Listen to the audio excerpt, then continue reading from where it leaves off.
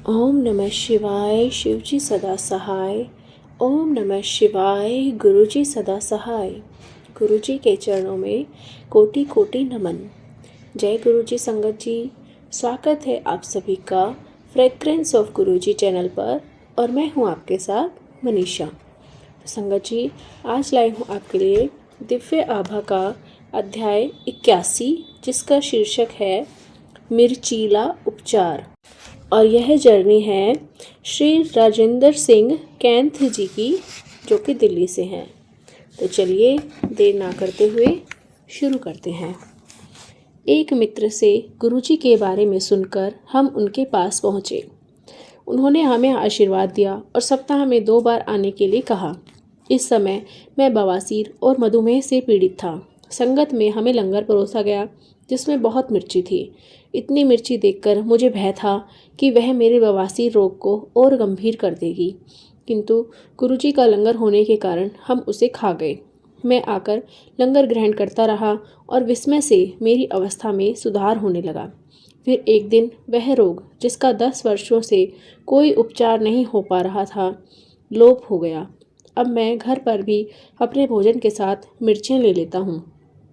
जहाँ तक मेरे मधुमेह का प्रश्न है, उसका भोजन से पहले और बाद का स्तर 125/175 था, जबकि उसका आदर्श स्तर 100/140 होना चाहिए। गुरुजी के यहाँ जब भी मैं जाता था, आधा किलो मिठाई का प्रसाद खाता था। सामान्यतः मेरे मधु का स्तर बढ़ना चाहिए था, किंतु वह घटकर 91/141 हो गया। जय गुरुजी। वास्तव में आजकल मुझे घर पर भी मिठाई खानी पड़ती है, जिससे मधु का स्तर अधिक ना गिरे। मैंने रात को इस रोग की औषधियाँ लेनी बंद कर दी हैं और प्रातःकालीन की मात्रा कम हो गई है। गुरुजी की कृपा ऐसे होती है। मेरी एक और समस्या थी, मूत्र मार्ग में अवरोध।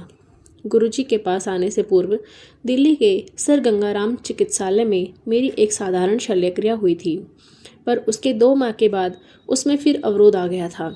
उसी चिकित्सक ने कहा कि इस उपचार के पश्चात मूत्र मार्ग सिकुड़ जाता है और फिर से शल्यक्रिया की सलाह दी। दूसरी शल्यक्रिया भी हुई, किंतु 4-5 माह बाद वह फिर से अवरुद्ध हो गया। मैंने संगत के एक सदस्य को गुरुजी को इससे अवगत करवाने की विनती करी। गुरुजी ने उपाय बताया, जिसको करने के उपरांत मैं स्वस्थ हो गया। यदि अब कभी वह रोग हो जाता है तो मैं औषधि खाकर स्वस्थ हो जाता हूँ। हम राजौरी गार्डन के मुख्य बाजार में एक किराए के मकान में रहते थे। 1999 में मकान मालिक ने उसे एक भवन निर्माता को बेच दिया, जो वहाँ दुकानें बनाना चाहता था।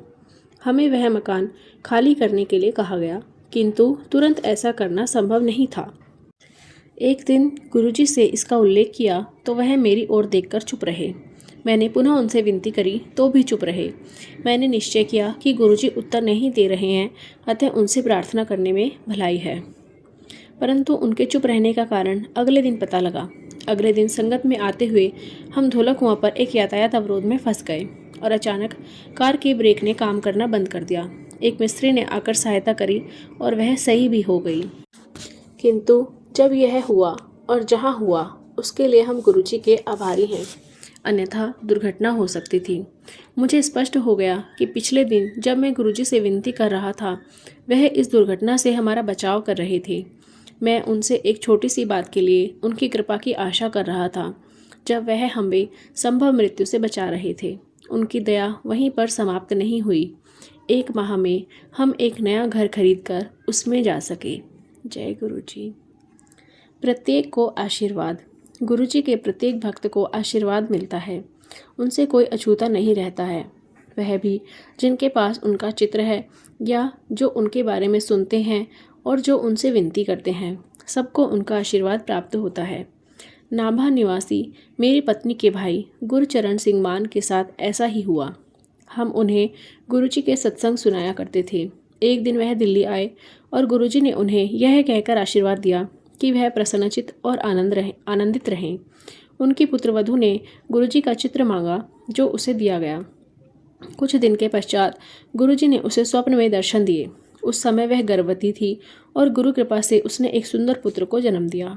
गुरुजी के आशीर्वाद से उत्पन्न सब बच्चे अपनी आयु से अधिक कुशाग्र बुद्धि और चंचल होते हैं। जब सौभाग्यशाली दंपत्ति ने गुरुजी से उसका नामकरण करने की विनती करी तो गुरुजी ने उसका नाम गुरभजनीत सिंह रखा। जब गुरुजी किसी परिवार को अपने संरक्षण में लेते हैं तो वह सदा सुखी रहता है। जब गुरचरण को गुर्दों में अत्यंत कष्ट हुआ तो उसने गुरुजी से उनकी दया के लिए प्रार्थना करी। वह शीघ्र ही स्वस्थ हो गए। फिर उनको मूत्र मार्ग में पथरी के अवरोध के कारण बहुत वेदना हुई। दर्दनाशक औषधियाँ लेते हुए भी उसका शूल बना रहा। उन्होंने मुझे गुरुजी से निवेदन करने के लिए कहा। जब मैंने ऐसा किया तो गुरुजी ने केवल अपना सिर हिलाया। शीघ्र ही गुरुचरण की पथरी और वेदना लुप्त हो गई। गुरुचरण के सामने एक और समस्या आई। वह नाभा में एक निजी विद्यालय चलाते थे। 2005 में पंजाब सरकार ने जब ऐसे सब विद्यालयों को निषेध कर दिया जिसको मान्यता प्राप्त नहीं थी, उन्होंने मुझे फ़ोन पर गुरुजी से विनती करने के लिए कहा। हमने मंदिर में प्रार्थना करी और उन्हें मान्यता के लिए आवेदन देने का परामर्श देने के साथ गुरुजी के चित्र के सामने प्रार्थना करने को कहा।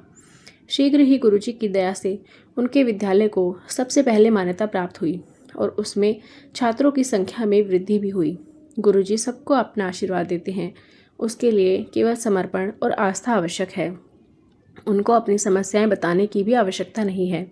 हमारे लिए जो भी आवश्यक है वे देते हैं, साथ ही समस्याओं का निवारण भी करते हैं और अंत में वह जो भी अहितकारी होता है उसे नष्ट कर देते हैं। इन कारणों से गुरुजी ईश्वर हैं। हम उनके दर्शन कर उनसे कुछ कह पाने के लिए अत्यंत भाग्यशाली हैं। जय गुरुजी। अनंतम अनंतम शुक्राना गुरुजी। तो संगत जी, कैसा लगा आज का अध्याय? कमेंट करके ज़रूर बताइएगा।